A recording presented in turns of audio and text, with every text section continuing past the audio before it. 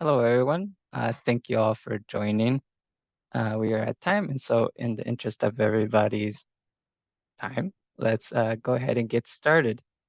So thank you for joining the Systems and Evaluation TIG and the Social Impact Measurement TIG for a webinar assessing impact using the principles for systems thinking and evaluation. Our guest speakers today are Delilah Rothenberg and Caitlin Shannon. Delilah Rothenberg is co-founder and executive director of Predistribution Initiative, PDI. And Delilah will share how they assess investors' contribution to impacts.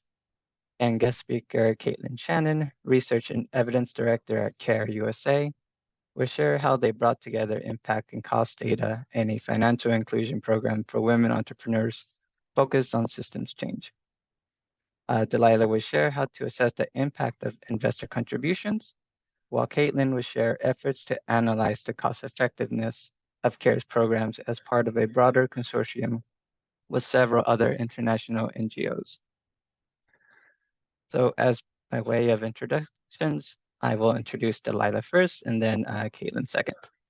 Delilah is co-founding partner of the executive director of PDI, a multi-stakeholder nonprofit organization designed to support investors in aligning their investment governance, financial analysis, and asset allocation practices with the principles of systems-level investing and systematic stewardship. Delilah brings nearly 2 decades of experience in finance across asset classes, particularly private capital markets, having worked with private equity investors, lenders, and project developers on growth financing, ESG integration, which is environmental, social, and governance integration, and impact strategy for over 12 years. Our other guest speaker today is Caitlin Shannon. Caitlin is Director of Research at CARE USA. In her role, she leads multidisciplinary and multi-sectoral research practice across CARE's global federation, including research implementation, capacity strengthening, partnership development, and research translation. She is currently leading CARE's participation in the newly launched Food Systems Transformation for One Health in Africa, which is a 13-partner, 4-country research collaboration, so lots of moving parts, led by the University of Leeds and Wageningen University, which is in the Netherlands, I've recently learned. She is a member of the Southern African Resilience Academy, led by Stellenbosch University, and co-leads the CARE Emory University collaboration. She has more than 2 decades of experience designing and leading field-based research globally with a focus on reproductive, maternal, and child health. Prior to joining CARE, she served as research director for Engender Health, was on faculty at London School for Hygiene and Tropical Medicine, was a field epidemiologist with Doctors Without Borders, and was a researcher at the Population Council and Genuity Health Projects. Her research has been featured in The Lancet, the Bulletin of World Health Organization, BMJ Global Health, PLOS Medicine, and the Global Health and Science Practice Journal. So thank you so much, both Delilah and Caitlin, for joining us, and we're really excited to hear from you. We'll start with Delilah. Thank you so much, Luis, and Heather and the entire team for having Caitlin and myself today. And thank you all for your interest in our work. I will go ahead and try to share my screen and just get this set up.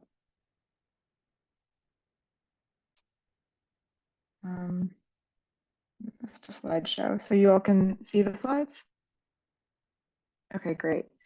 So today I'm going to present some of the work that we're doing at the Predistribution Initiative, or PDI, as Luis said, we call ourselves for short, on how investors themselves can contribute to positive and negative impacts. And really, we've been focused particularly on how investors can avoid negative impacts on end stakeholders like workers and communities and the environment. And how they can how they can improve their internal practices to avoid those negative impacts. So the problem that we identified is that the frameworks that currently exist in the ESG, or environmental, social, and governance field, and the impact investing field, those are two fields of investing which are intended. It's a little complicated, but should I explain what ESG and impact investing are? Will the audience have a general idea? Yeah, please explain. Okay. So ESG investing is a practice that the commonly understood definition has sort of evolved over time, but it's basically the idea that if you're an investor, you're going to try to invest in companies that avoid environmental and social risks that can affect their financial performance. Impact investing is a little different in that it focuses on it's investors who are looking to make positive impacts on a particular issue that they care about. So you could be an impact investor and just invest in climate solutions. You could invest in financial inclusion solutions, and you sort of measure your effectiveness potentially just based on those impacts or based on a combination of those impacts and financial performance as well. But ESG investing is more about financial performance of the individual investments. And then there's this space that's been evolving that some are referring to as investor level materiality or system level investing, which is about not just looking at the risks to financial performance of individual portfolio companies, but their externalities as well. So companies might engage in activities that have negative impacts that actually improves their financial performance, but negatively affects the health of human and natural systems upon which the economy and therefore financial system depend. And so that can negatively affect diversified investors' portfolios. Now, these are the frameworks that generally exist to identify environmental and social impacts and risks. I think there are a few missing here. In impact investing, there's a framework called IRIS Plus, but generally they focus on portfolio companies, and that's how investors have understood impacts and risks to manifest is through portfolio companies. But investors themselves can have negative impacts, as well, as I've previously alluded to. And that's something that we're very focused on. I started to pay attention to this when I used to work in finance in private equity investing, and that's why I left to start the Predistribution Initiative, was to co-create together with stakeholders like workers and communities, improve frameworks that capture these dynamics. So if you just think about this visually on this slide, we have sort of the city or the place where we live above ground, and that's what the frameworks that we currently have primarily assess, is what's going on up here. But the financial plumbing of our system needs some more work. And maybe I'll just skip over all the words on this slide and show you that if the way investors often structure themselves is they have an investment team that is coming up with a financial analysis and identifying the financial opportunity or risk, and engaging with a portfolio company or potential portfolio company to address those impacts. To improve financial performance, really. And then you have a separate team that's focused on impacts and risks related to environmental and social issues. And sometimes they're incentivized differently. Often they're incentivized differently, where the financial services team is trying to meet a financial return and the impact or ESG team is trying to address a social issue. And so there's a lack of alignment. And so that's something that we're trying to address as well. And if you think about the way incentives flow through the system, there are investors at the top of the capital markets value chain who set the incentives for their investees. They invest either directly into companies or through asset managers into companies. And so this you can't see the arrows too well, but slow down. And this shows how incentives cascade down through this capital markets value chain, where you've got asset owners and allocators like pension funds, insurance companies, and sovereign wealth funds. They set incentives for asset managers, and asset managers set incentives for companies. And sometimes the asset owners and allocators directly set the incentives for companies as well. How capital is allocated, who capital is allocated to, has implications for inequality. So for instance, if you're only allocating capital to large companies and large fund managers, and if most investors in society are doing that, then there can be squeezing out of diverse and emerging fund managers and small and medium-sized enterprises. And that's something that we're paying a lot of attention to at the Predistribution Initiative as well. So some examples of other issues that we're focused on, no need to focus on this very small text down here, but fund manager compensation. So people talk about a corporate executive compensation and pay ratios between corporate executives and the median worker in portfolio companies. And there's concern in the US that that ratio is over 300 times. But if you look at the compensation of fund managers and the executives of fund managers, it's often a ratio between them and the portfolio company worker that's much higher. That can exacerbate inequality. It can negatively affect diversified investors' portfolios.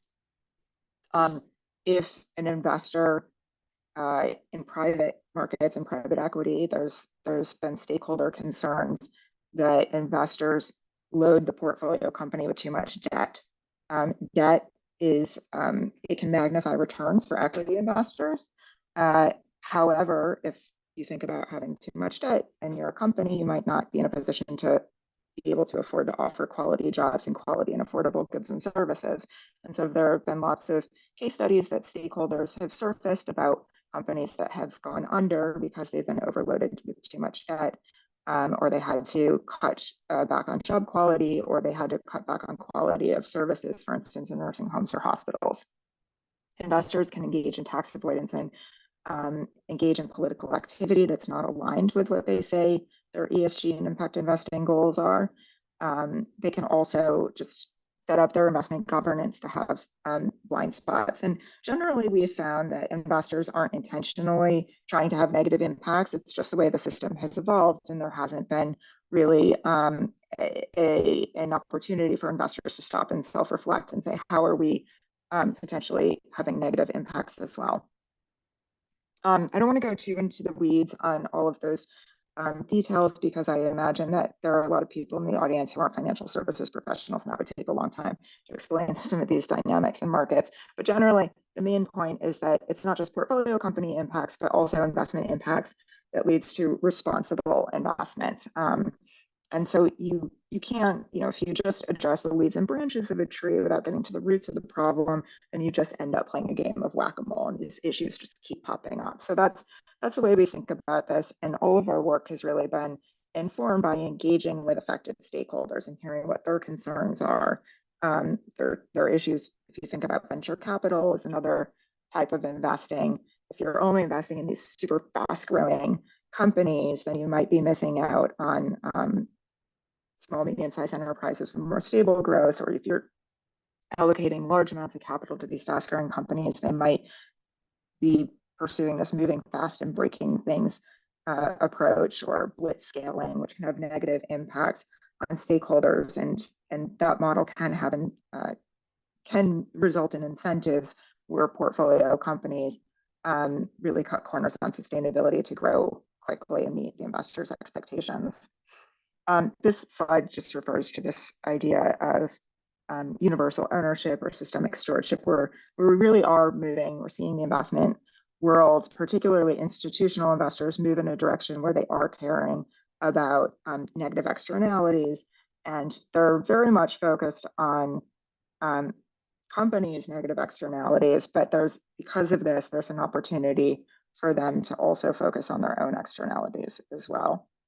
So they're moving from prioritizing profits at any cost to considering the health of global environmental and human systems.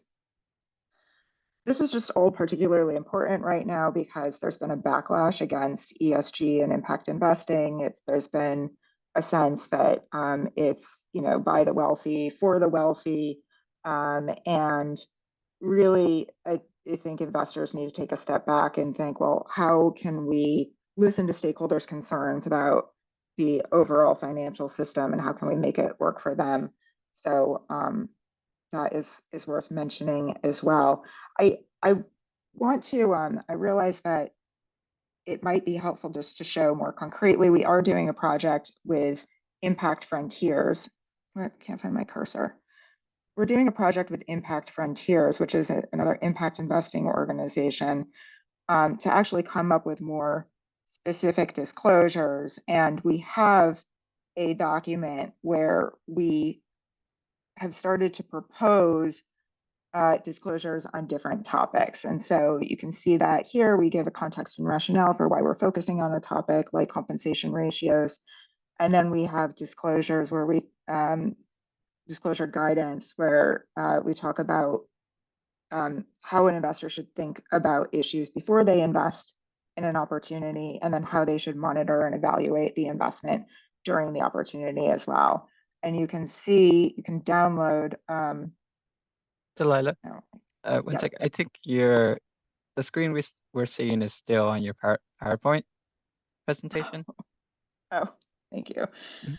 Okay, I think let me just stop sharing, and I'll just do this really quickly just to show you, and then I'm going to hand it over to Caitlin to present too.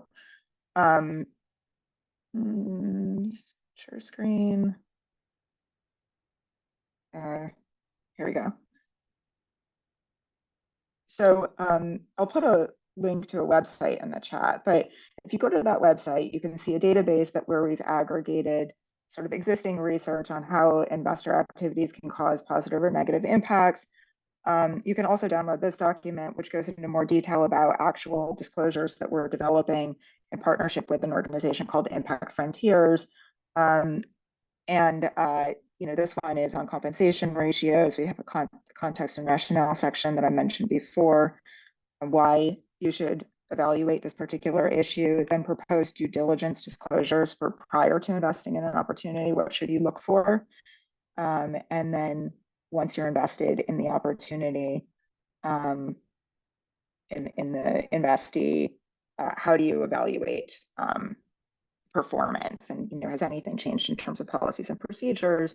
Have there been violations, and why? How have they been remediated, and so forth?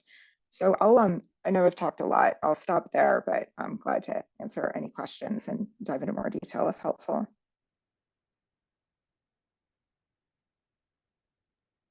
Thank you so much, Delilah. Any questions now before we turn to Caitlin, or we can also save the questions for the end?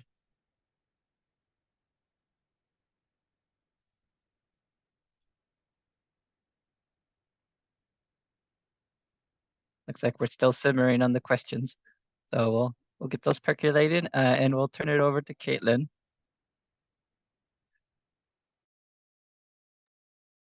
Thank you, Delilah, for that fascinating and very stimulating presentation, because I am definitely not part of the financial services system. So I feel like I learned a lot from your presentation. So thanks so much.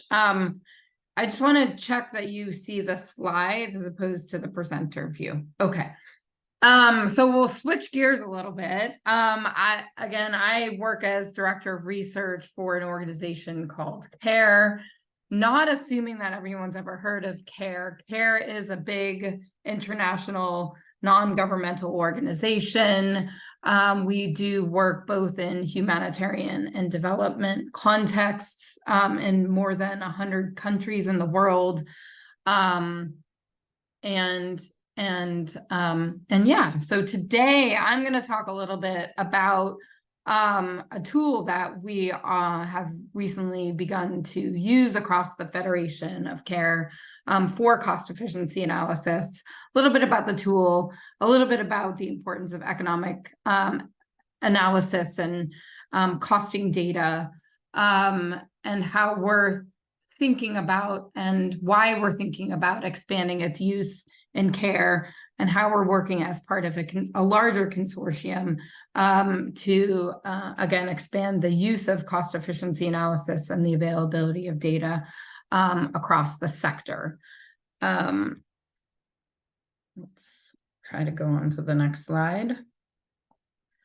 Okay, so perhaps to state the obvious, economic analysis definitely unlocks our ability as implementers, as development professionals, as researchers to answer key questions.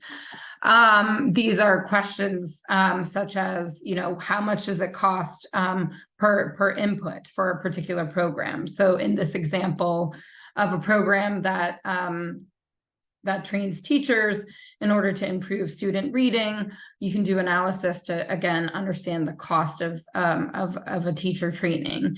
And then you can do a costing analysis that allows you to understand the cost per output, so the cost per teacher day of training. And also you can then do analysis that helps you to understand the cost per attributable change in outcome. So in this example, the cost per improvement in student reading. So again, economic evaluation can be a lot of things. It can look at a lot of different data and can help you answer a lot of different questions. But in general, the value of economic evaluation really, I think, especially within the context of an INGO like CARE, is to support better decision-making related to what we as an organization and we as a sector invest in. And I think importantly in this day and age, including decisions that are related to scale and scaling certain kinds of interventions through different types of stakeholders. Because in the context of scale and scaling, understanding the affordability of scaling whatever intervention you're hoping to scale with whatever stakeholder it may be scaling that intervention, understanding affordability is really a critical factor. But if we, kind of do an assessment as a community of our evaluations, we can see that cost analysis is consistently overlooked in our practice across the development sector. It's a really great report that was published last year by the Center of Global Development, but a couple of maybe eye-opening statistics that were shared as part of this report. The World Bank did an assessment of their impact evaluations and found that less than 20% of their impact evaluations include any kind of economic evaluation. 3IE, which is an organization in the development sector that focuses on impact evaluations more broadly. So looking across a range of different researchers and organizations that publish impact evaluations, assessment of their database shows that only 15% incorporate economic evaluation. And if CARE hasn't specifically done a systematic assessment, but I could feel fairly confident to say that across our evaluations and impact evaluations, that percentage is likely much lower than 15%. So this is a problem that CARE wants to attend to, which is to increase the use of economic evaluation across the Federation, which means that we have more costing data that helps us to make better decisions at the end of the day. So we have been working in collaboration with a number of organizations to build capacity and utilization of a tool called Dioptra. Dioptra was initially developed by the International Rescue Committee, but has been taken up by a number of INGOs in the development and humanitarian space. Cost efficiency analysis is not necessarily rocket science, and there's lots of ways to, bring data together to be able to generate data on the cost efficiency, cost economy, and cost effectiveness. But the nice thing about this tool is that it is very user-friendly. It really helps, it allows kind of comparability in terms of the approach, the way that data is organized and put into the system, how it's allocated in terms of different costs, and then kind of a standardized way of looking at some of the insights or results of costing analysis. So again, one of the values of this tool is that it's fairly simple to use. Another is that it gives us standard analysis, and a standard analysis for your organization and across the many organizations that are using it. I thought it might be useful just to share it also does a really nice way of very simply kind of visualizing some of the data that comes out of it, which I find very useful. And just to kind of, again, highlight some of the questions that at least can be answered using the Dioptra tool for cost efficiency analysis. Things like, what is the average cost to produce an output? Why are the costs for this intervention different in different countries or projects? Again, what can we learn from different contexts and different designs in terms of what are cost drivers? How would a different modality or reach affect an intervention's cost efficiency? So maybe we could compare our delivery, CARE's direct delivery of a particular intervention versus supporting a partner to deliver an intervention. What does it cost to deliver this intervention, maybe in a rural setting versus an urban setting? In Malawi versus Nigeria, do the cost components themselves change? Are there other ways to achieve similar outcomes at a lower cost? So these are some of the things that some of the questions that we can answer by doing cost efficiency analysis and having this kind of costing data more readily available. So Dioptra, there is a consortium, again, of organizations, and currently we are all working together with USAID under a specific funding grant to produce a number of agreed upon analysis across different sectors, so that we then, as a consortium led by USAID, do some meta-analysis to develop some learnings and insights as a sector, and again, kind of try to drive better decision-making and investments as a sector. So as a consortium, we have a theory of change that, again, is focused on improving the design of programs and understanding the context, and sort of happening at different levels. So there's the program level and the kinds of insights that we can generate by doing specific cost efficiency analysis at the program level. And again, through the consortium, are able to share these program level data and examples. At the agency level, again, we can help donors and NGOs make strategic decisions that are informed by data, again, by generating the data and by making it available to different stakeholders.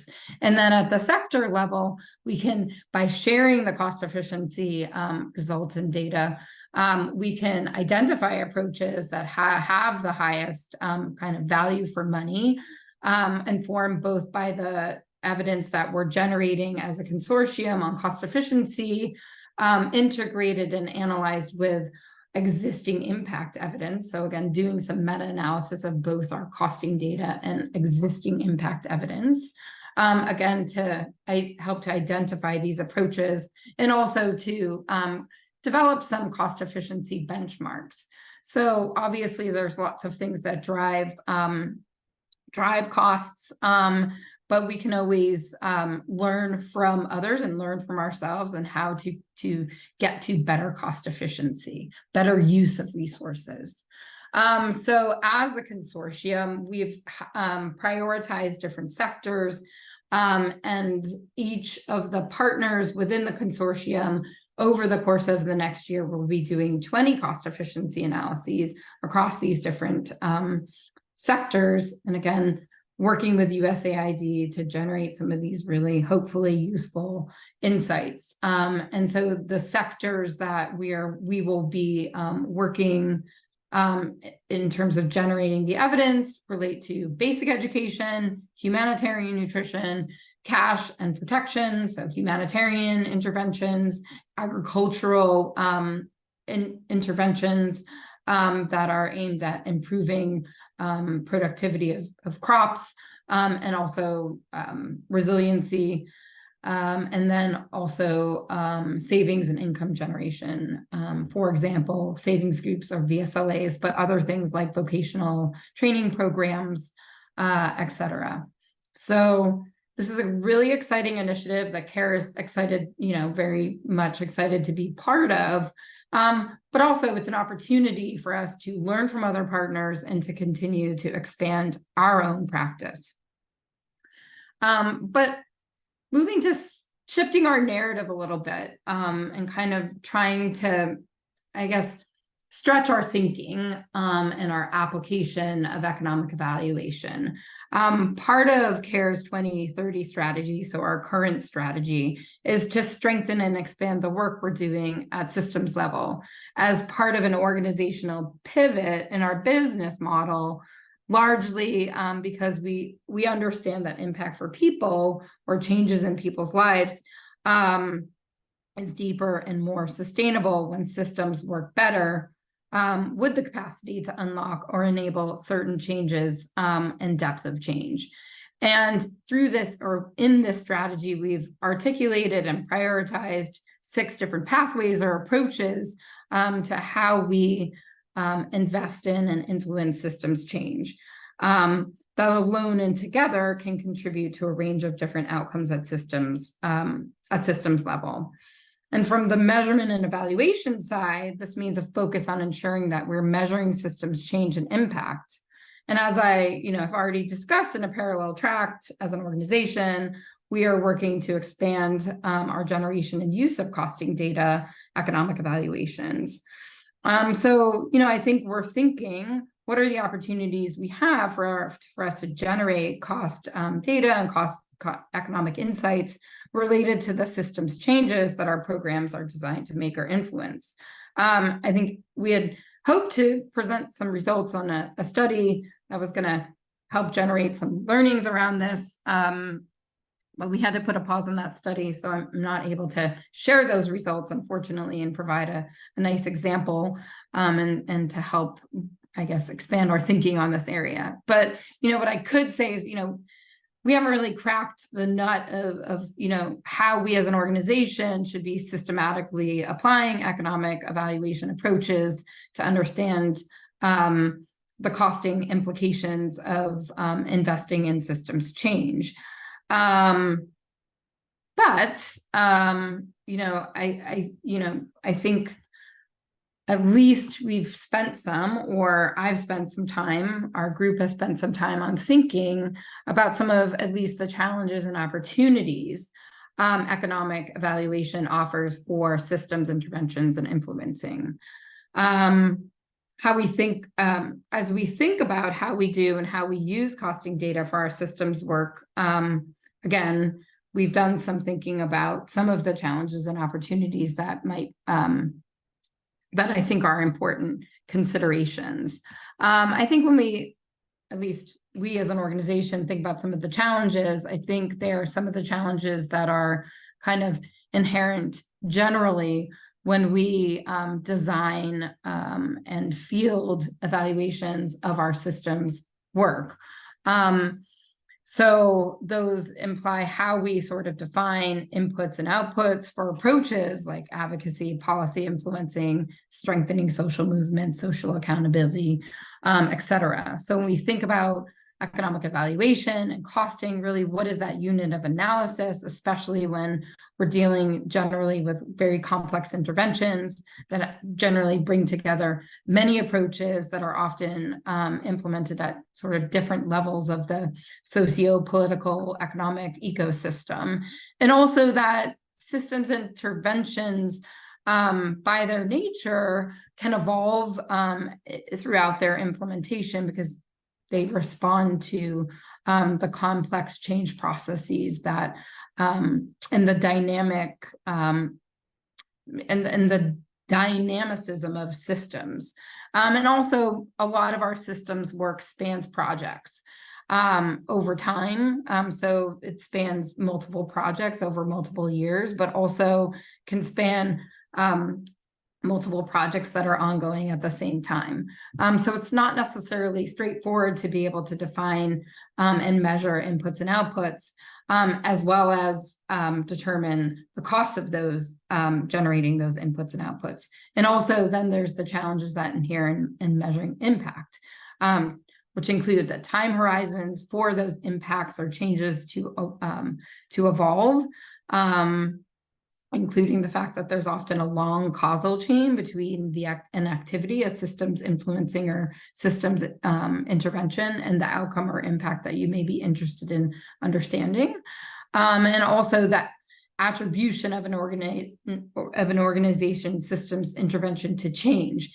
Generally speaking, when we're working in systems to implement systems and to help to transform systems, there's many things that are contributing to change or lack of change. And so it's really hard to zero in on and or measure attribution to change. So what are the implications, therefore, when we're talking about cost effectiveness, for example? There's also issues that relate to resources. And again, just the fact that measuring impact for things like advocacy or policy influencing is less common than for other types of interventions. And then there's always the political nature of cost evaluation. Some people really welcome it. Other people see it as something that maybe shouldn't influence some of our decision-making around what are important investments to be making. So those are some of the challenges, but I think, on the other side of that, there is a lot of experience to tap into. When we look at service system evaluation, for example, evaluations that happen within, say, health systems, the use of economic evaluation in terms of cost efficiency and cost effectiveness is actually fairly commonplace. And just in general, there's, lots of experience and examples of how to use these tools that can be adapted and revised for systems interventions and influencing, possibly. Certainly, there's the value that inheres in being able to demonstrate the value add of systems interventions. And that also cost evidence can be useful for understanding the investments needed to achieve or catalyze change in systems. So where do we go from here? I think as an organization, as a sector, I think it is important that we integrate economic evaluation into the evaluation of systems programs and share our experience so that we can continue to learn about good and best practices. And also about the insights that we are generating. I think this speaks again to the power of partnership and collaboration in the evaluation space, specifically when it comes to systems programs. I think I wanted to speak to, the importance of engaging a broad range of stakeholders and defining evaluation questions and interpreting and applying the evidence. I think this applies generally to evaluation practice, but I think is specifically important consideration as we develop economic evaluations. And finally, I think this kind of age-old motto of not letting the perfect being the enemy of the good. There needs to be some, not give and take, but, I think, for example, with the question of attribution versus contribution, we may not know the attribution of our work to impacts that are made through systems interventions, but we may still want to use economic evaluation tools to understand effectiveness, giving that limitation. So again, we might not be able to apply these tools in the way that maybe traditionally they're applied, but we should not necessarily let that be the enemy of us trying to develop this kind of evidence in the sector. So I'm going to stop there. And again, thank you for inviting me into this space.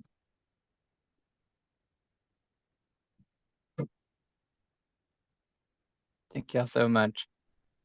We'll get started with questions. I have one for Delilah to start us off.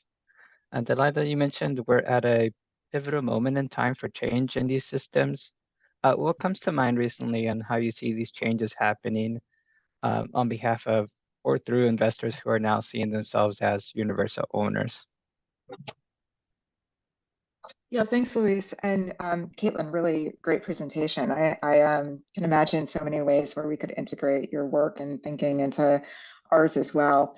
I didn't want to interrupt your presentation, so I'm going to put, I didn't want to distract from it. So I'm going to put a link to more information on the work that we're doing in the chat now. And Luis, to answer your question, I think that the climate change movement was a major catalyst in investors thinking about systems differently. They recognize that there are environmental externalities from companies that are negatively impacting just systems, like we were just talking about. And so there was a framework that some of you might be familiar with called the Task Force on Climate-Related Financial Disclosures that launched, I think it was 2015, 2017, around then. And then they developed, as a task force, they developed this framework. And the investor uptake of this framework has been enormous because investors recognize that climate change really threatens the health of human and natural systems and economies, and therefore their portfolios. Since then, there's also been movement around nature. People recognize that nature and climate are very interrelated. And there's a task force on nature-related financial disclosures. And then, social issues, we're very focused on social issues and inequality at the Predistribution Initiative, but those issues were really left behind for a long time. And there can be a number of reasons for that. I think, climate and nature really pose existential threats to everybody, whereas the distribution of resources and wealth does not pose existential threats to those in power and the wealth and who are wealthy already. So it's easier to not focus on social and inequality issues. Also, social issues are just harder to measure. They're more complex. And in some cases, there's political resistance. However, with COVID-19, I think people really started to see the importance of essential workers. There were also rising racial tensions in many places around the world, particularly the US, around that time. And investors really started to recognize that actually social issues are really important to pay attention to, and they don't have well-developed tools and evaluation frameworks on social issues. There are frameworks that exist, but they often focus on very specific types of issues like labor or gender, or they take a particular view on materiality. So either impact materiality, like we talked about impact investing, or single financial materiality, where we talked about ESG investing. There's not much on system level materiality or investor level materiality when it comes to inequality and social issues that's been developed in terms of guidance and frameworks. And so investors are really starting to demand that as well. And universal ownership is a concept, this idea that investors think about themselves as systemic stewards or is exposed to the health of human and natural systems. This is a concept that came about in the 1990s. I think it was 1997. Bob Monks and Nell Minow came up with this concept. And since then, it's been written about by Jim Hawley, and more recently, John McComnick and Jim Hawley. And there's a great book called Moving Beyond Modern Portfolio Theory, Investing That Matters. There's also an organization called the Investment Integration Project that has been doing a lot of leadership work in this space, the Shareholder Commons more recently. And so there's this, it's just taken a long time, but it's finally happening. And so it'll be interesting to see how different frameworks evolve. I'll also just say that, interestingly, we started working on these investor level disclosures in 2019 or so, working on these issues. There was already one framework, the Impact Management Project, that evaluated positive investor contribution, but not negative investor contribution.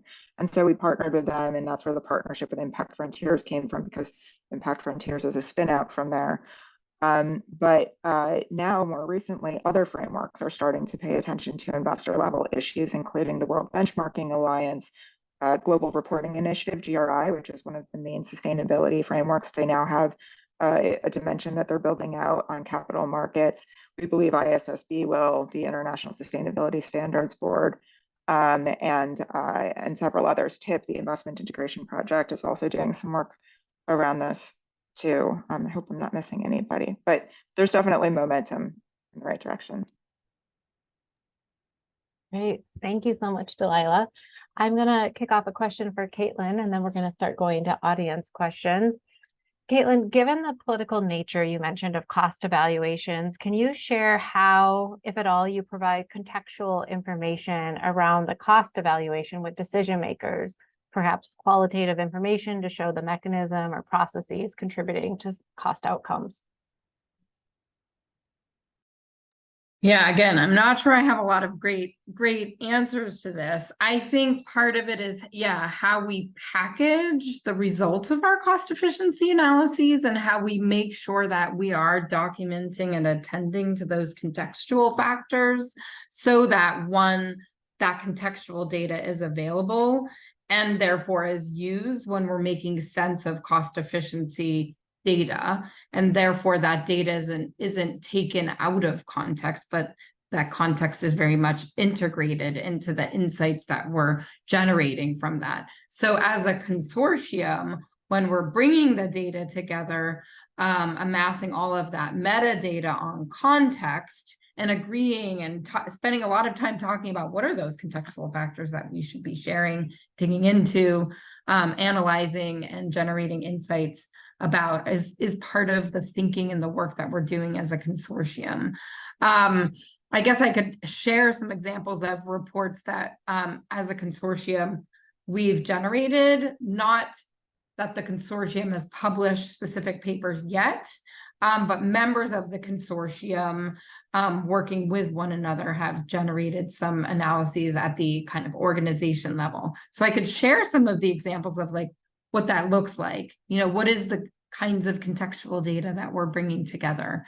Yeah, I guess maybe I'll stop there. I don't know if I've answered your question. Oh, great. Thank you for sharing. And yeah, if you're able to pop in the chat some examples, that I think will be helpful. Thanks, y'all. I have another question for Delilah.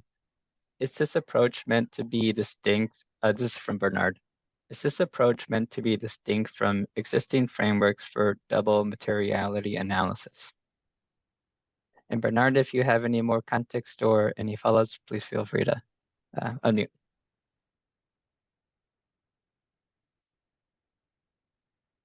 Okay, I guess I'll take a stab at it. And Bernard, if you have any further questions, just let me know.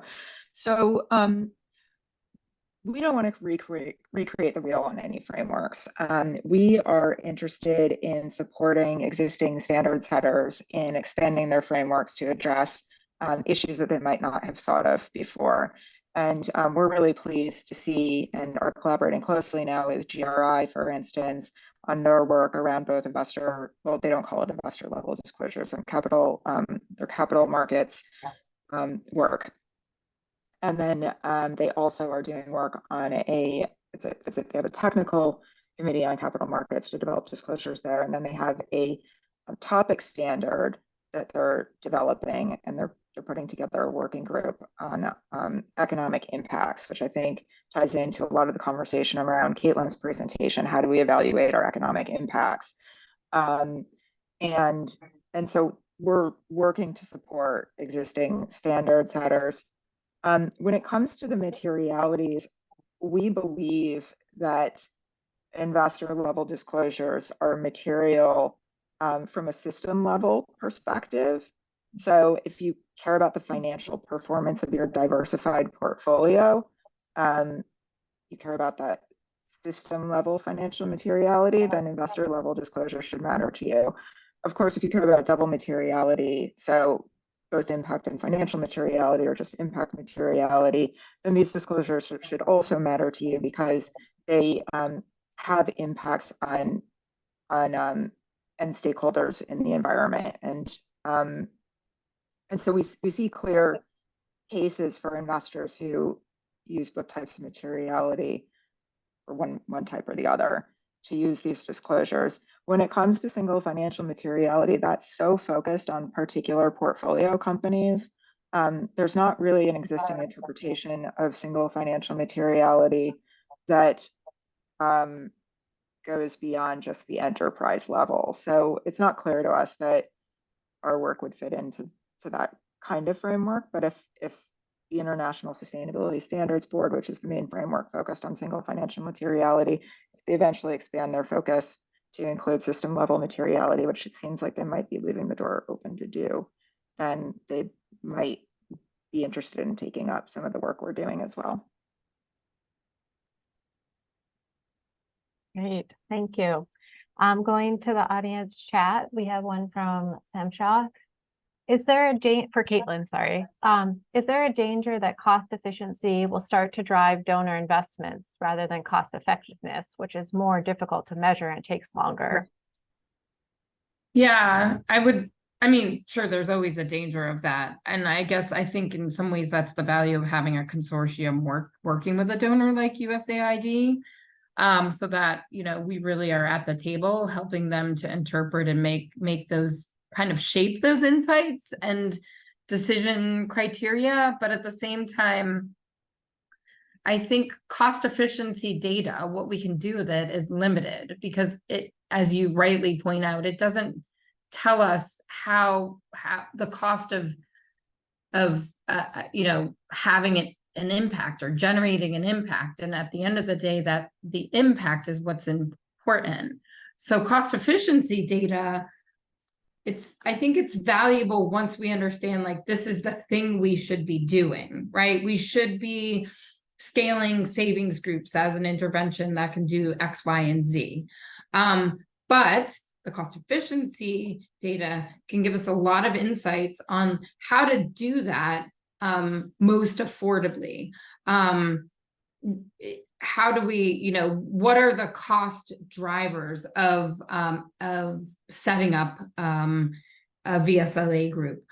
Do we have the ability to, kind of, lower the cost of doing that by making certain tweaks in who does something, how that's done, maybe it's done digitally. So I think cost efficiency can help us understand how to do something more affordably, but it certainly doesn't tell us whether or not we should be doing that thing. So I would hope at the end of the day, there's no donor that's going to make a decision about whether or not they should invest in something purely based on the fact that it's cheaper than something else to deliver. So I guess that's how I see it. I think that's how CARE sees it. And I think that's how the consortium would see it.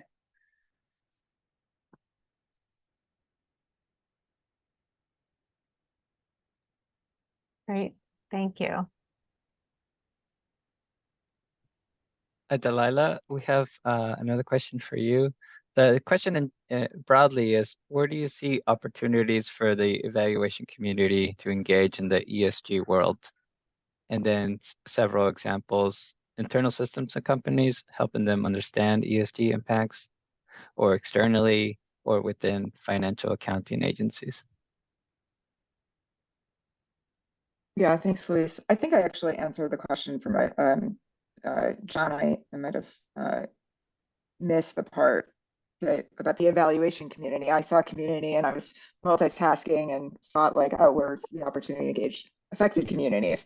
In terms of the evaluation community, I think investors, it's so hard to engage investors because they have limited time, and even to get them to engage in the development of a major global framework that will support them in their own activities is difficult. So I think that the opportunity for the evaluation community to engage for the ESG world might be with the standard setters themselves in supporting improved evaluation processes, like the major frameworks that the investors go and companies end up going to use to make those frameworks more effective, and to ensure that that I think one of the challenges with the way frameworks have developed to date also is that sometimes it's not very multidisciplinary. It's sort of by the market for the market. And so to bring in folks from the academic community and from systems evaluation communities would be very helpful. I mean, to the extent that individual private sector actors want to engage as well, and I do also think it would be helpful to engage with official policy making and regulation for the evaluation community to do that.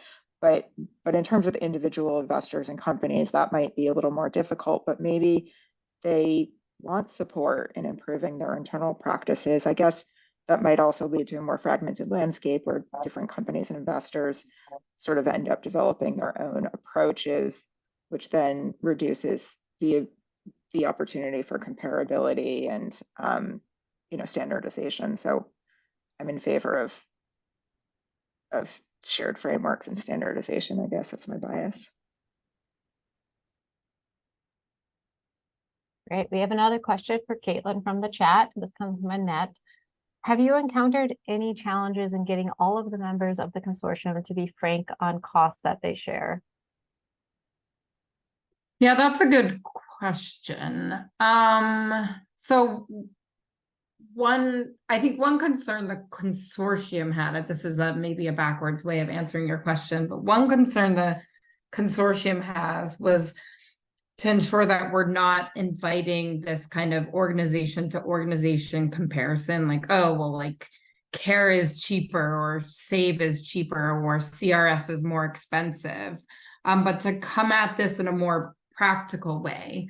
So to invite more, I guess, useful analysis in terms of like, can we really understand cost drivers and context, and how can we as a sector drive toward more cost-efficient programming?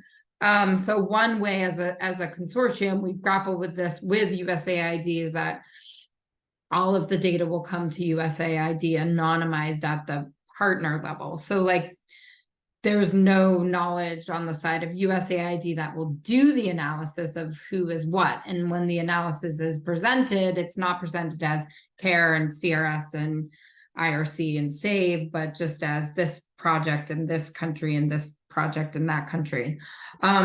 So I guess yes, we maybe are concerned with having unuseful comparisons emerge out of this kind of shared analysis, and anonymizing it at the partner level is one way as a consortium we've agreed to kind of try to mitigate that risk of that happening. I would say I'm not sure that there's a lot of concern among the people that are actively working and contributing analyses that and kind of sharing that higher level cost data, so that again, as a community, we can come together and try to understand cost drivers and cost efficiencies, and again, as a sector, drive towards better investments and better programming. But certainly I suppose that negative externalities do happen, so we can so I guess having some road rules in terms of how we share data and come together as a consortium has been an important part of shaping the consortium. So I would say, yes, there's some concerns, but I would say that those have been addressed in a way that hopefully allows us to lean into the spirit, intentionality of coming together as a consortium.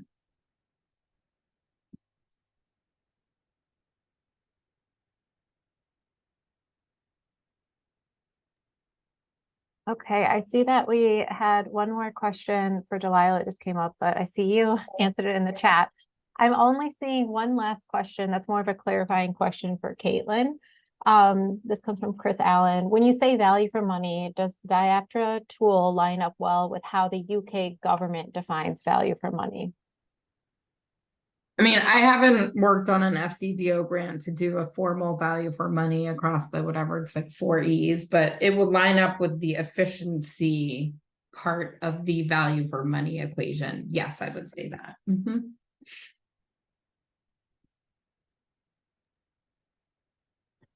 Awesome. Thank you so much. We are just right at time. So thank you so much for all the participants. Thank you so much for Delilah and Caitlin. And on behalf of SETIG, thank you, Heather, with Social Impact Measurement TIG. That is all for today. Please be on the lookout for more programming from SETIG and SEMTIG. Thank you all. Have a good day. Thank Thanks so you. much. Yeah, big thank you to Bye. Louise. Yes. Thank you, Louise. Thanks, everybody.